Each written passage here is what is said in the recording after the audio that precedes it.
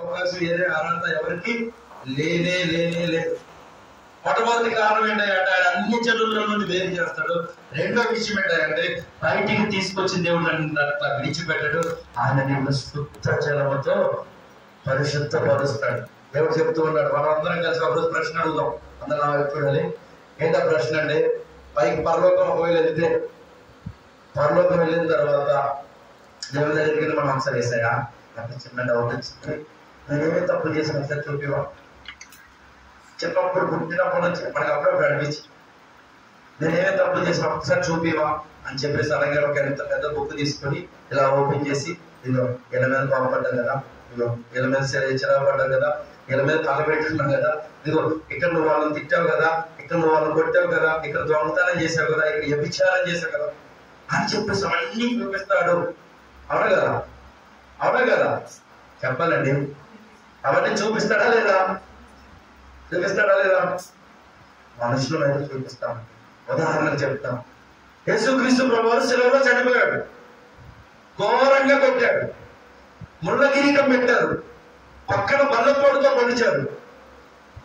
ఒకవేళ ఆ వెనకాల ఉన్న బ్రదర్స్ ఎవరైనా నేను భయంకరంగా కొట్టాను, చచ్చిపోయేంత దారుణంగా కొట్టాను, తర్వాత ఆ తమ్ముడు బయటికి వెళ్ళాడు, బయటికి వెళ్ళి నేను ఊరు పెట్టి పడేసి వచ్చాను.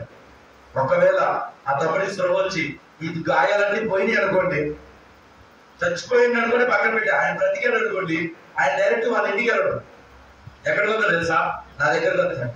ఎందుకంటే చెప్పనా, అదో మాస్టర్ పెట్టావు కదా, అంత సీన్ ఏమవునా, చూసావా శక్తి ఎంత ఉందో చూసావా, ఏం కాదు అని చెప్పేసి ఆయన నేనేమన్నా అనడానికి వస్తాను, ఆయన నేను కొట్టడానికి తిట్టడానికి లేకపోతే నేను వస్తాను. అవునా కదండి?